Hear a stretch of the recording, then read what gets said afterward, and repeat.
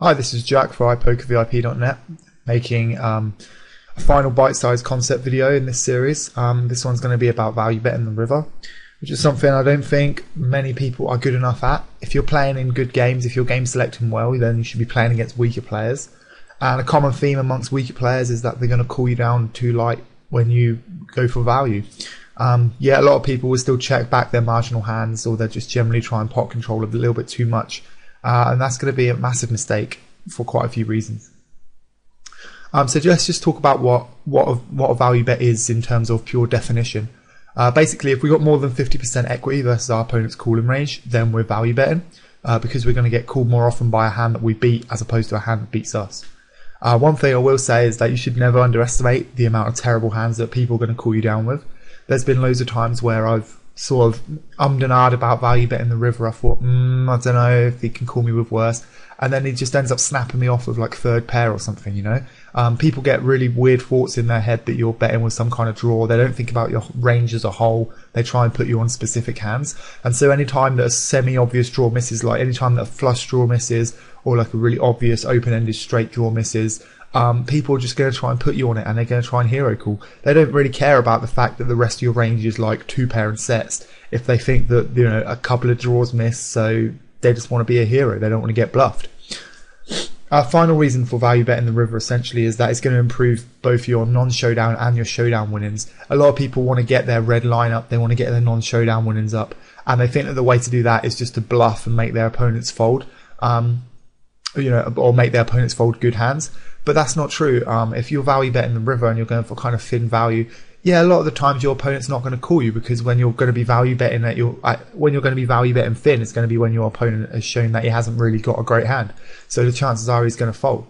But if he does that, that's fine. It's going to improve your non-showdown winnings. Whereas if you just check back, yeah, it improves your showdown winnings, doesn't improve your non-showdown.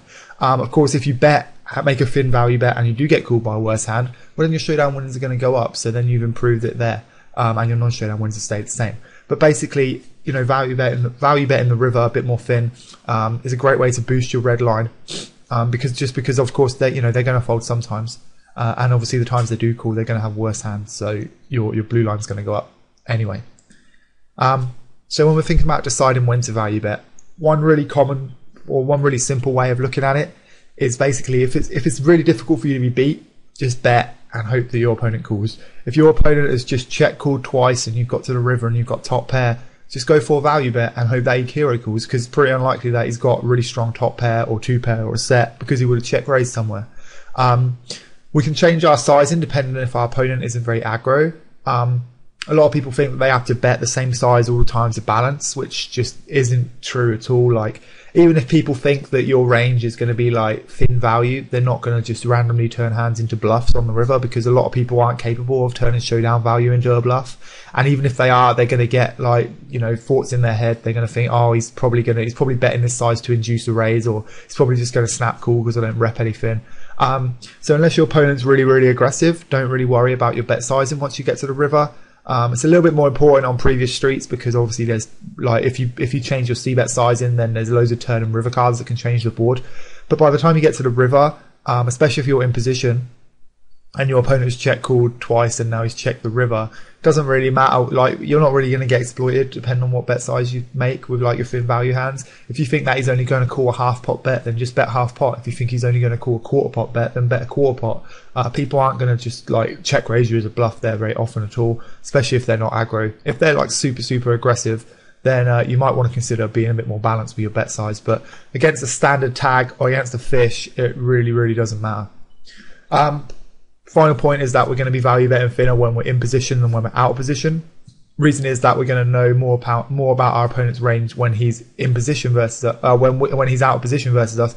Because obviously when he's in position versus us, there's a decent amount of the time he's going to be slow playing, or you know, if he's out of position, for example, and he check called twice and the draws hit, then there's usually going to be some kind of time and tail, or he might just lead on the river, or at least, you know, if he check called quickly on the flop and turn, he might sort of think for a while before checking the river. So basically we're going to gain more information about our opponent's hand when we're in position, therefore we're going to be able to value bet a little bit more thinly. Moving into some hand history examples, because this really isn't so much about theory as much about practice. So I'm just going to pull up some hands and we're going to talk about those. Okay, so the first hand we want to look at, I'm going to go ahead and raise queens in the cutoff, four-handed. We get called by the button, who seems to be a reg.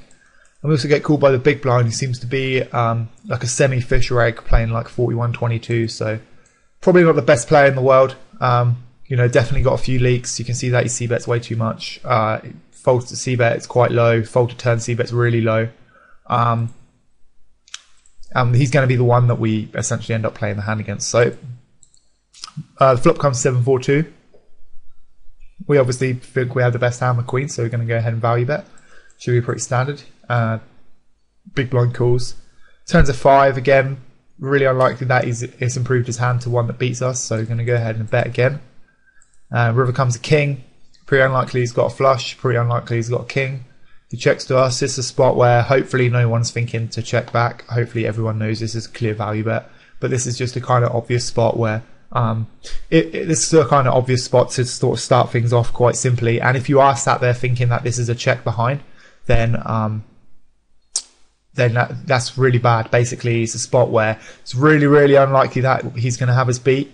And so we might as well just bet and hope that he calls us. There's some missed straight draws he can put us on, like ace-6, ace-8, 8-9, and also just let people be a hero. You know, if he sat there with like pocket tens, he might think that we're value betting 8s or 9s. He might think that we're value betting ace-7. And there's so many hands that can hero call us, and so very, very few hands that beat us, that we might as well just throw out a bet and see if he can call. Because if we think about his range in terms of having more than 50% equity versus his range, let's say he can get to the river occasionally with a couple of sets and a couple of flushes, and just an absolute ton of hands that we beat. He doesn't need to call very often at all for us to be able to show more than 50% equity versus river calling range. So it's much better to fire out a bet here than check. And when we do bet, we should bet like probably about 2/3 pot. I go ahead and bet 72. So around a 2/3 pot size. I think if he's going to call for 50, he's going to call for like 70. So I might as well bet a bit bigger. I think once I start getting up to the sizes like 80 or 90, there's a chance that he hero folds some hands like pocket 8s, pocket 9s. Whereas for this price, I think he's probably always going to call with those. Unfortunately, he goes ahead and folds, but I still think that my bet there was definitely better than checking. This next hand I wanted to look at, we're going to be playing out of position. So a little bit different, but not too different really. We go ahead and isolate a limper here who's playing 58-14 with our king 9, which is obviously totally standard. We're ahead of his range, and even when he does call, you can see that, I mean, he's going to have nothing most of the time, and that's reflected by his fold to c-bet, which is 59%. So pretty much can just c-bet c-bet any flop with any two, and I'm going to be able to show a profit against him because he's not really playing back, playing very fit or fold, which is the perfect type of player that you want to be isolating against.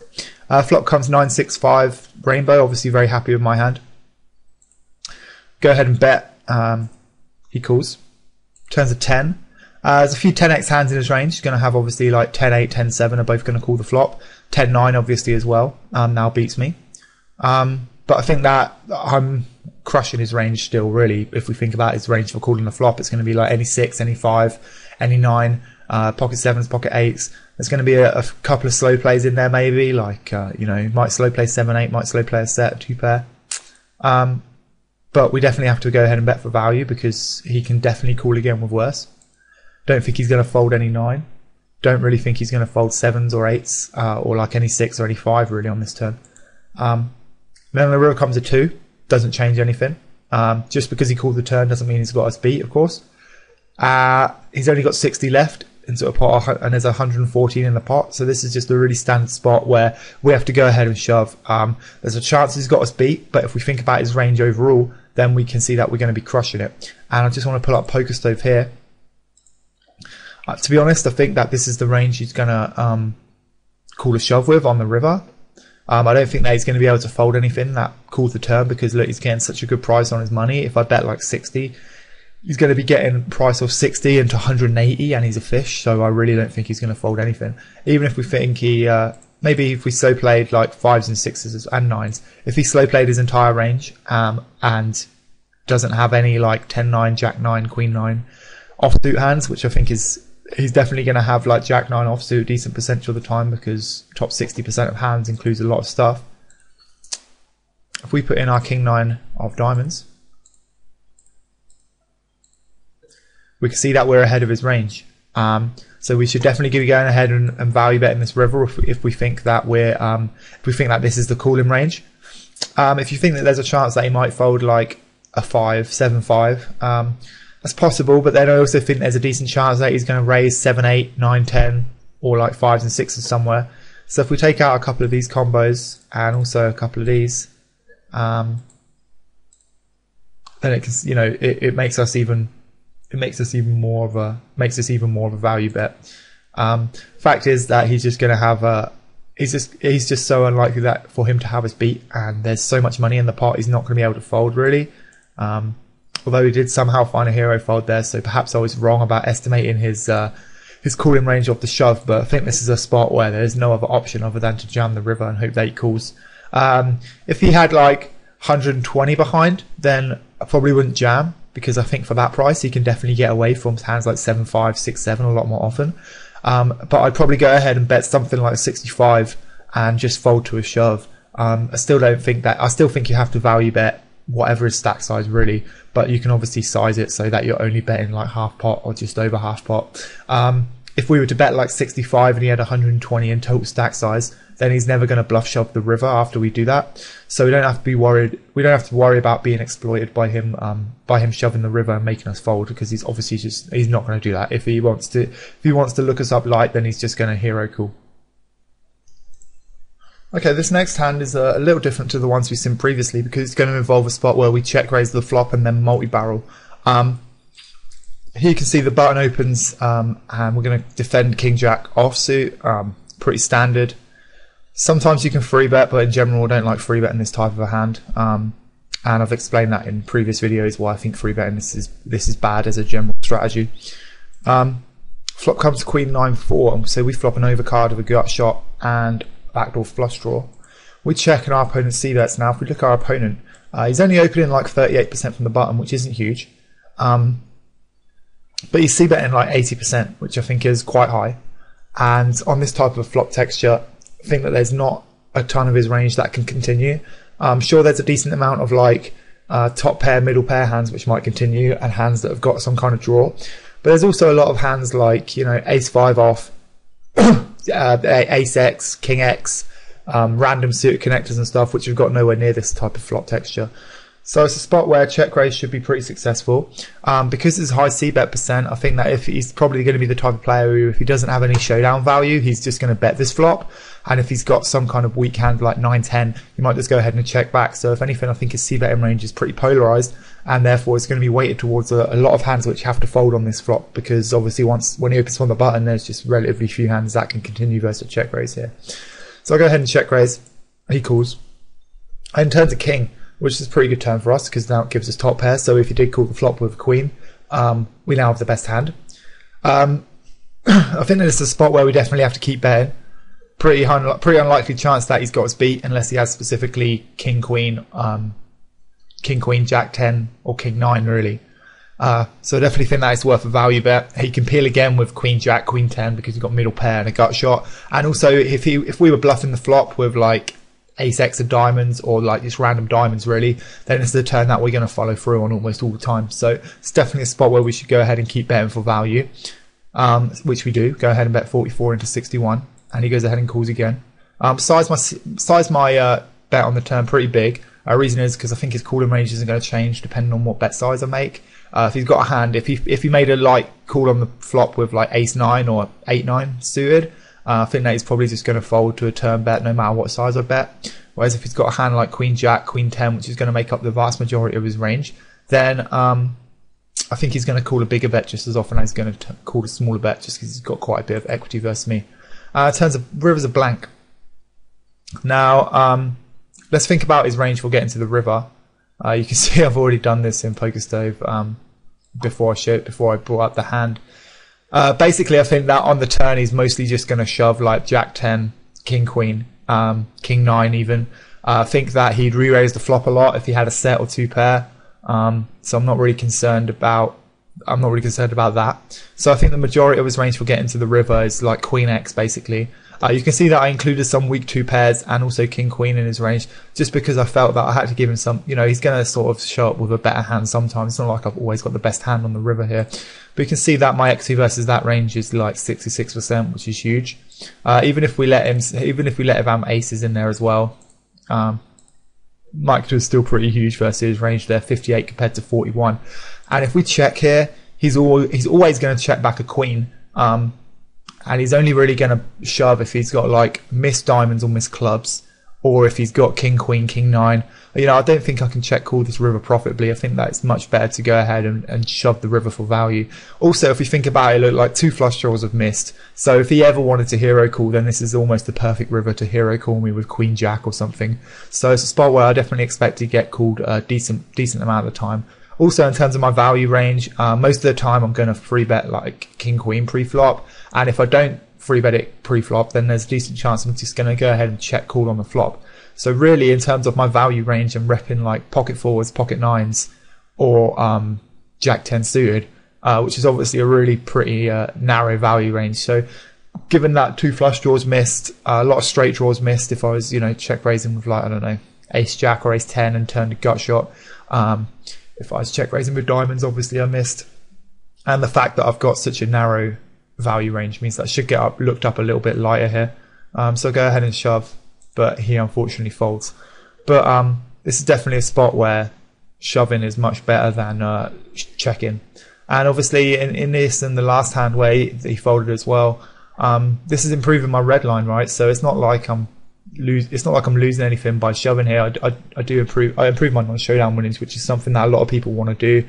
Personally, I don't think that you should focus too much on improving a specific line, but it's just a spot where this shove is obviously going to be plus EV, and in the other hands as well, they're pretty clearly plus EV value bets too. So that's going to conclude this video. It's obviously a little bite-sized video on value betting. Hope that you've learned something. I hope that you've learned how to analyze hands a bit better as well. So for example, if you have a hand in game where you're not sure whether to value bet, then just mark it in Holder Manager and go back and look at it after the session. Put up Poker Stove and try and put in a range based on what your opponent started the hand with and logically how he could have played it. I don't even know if this opponent's going to end up showing up with Queen 4 and 9-4 because he's only got 38% open on the button, which is really tight. But basically, he's obviously always going to like re-raise because the flop and turn are so drawy. He's almost always going to re-raise with better hands. So even though I included like a lot of these, if I take those out, if I take these out, then it's just ridiculous, right? Because I'm just absolutely smashing his range. But yeah, there's loads of you can mark loads of hands in Holder Manager to go back after the session and review them by using Poker Stove and using logic to decide whether it's likely that they'd be able to show up with a better hand or whether they'd re-raise it or at a previous point or something like that. So yeah, this concludes the video on value betting. Hope that you've enjoyed it. Hope that you've learned something. Let me know if you have any questions. Thanks for watching. This has been Jack for iPokerVIP.net. Take care and good luck at the tables.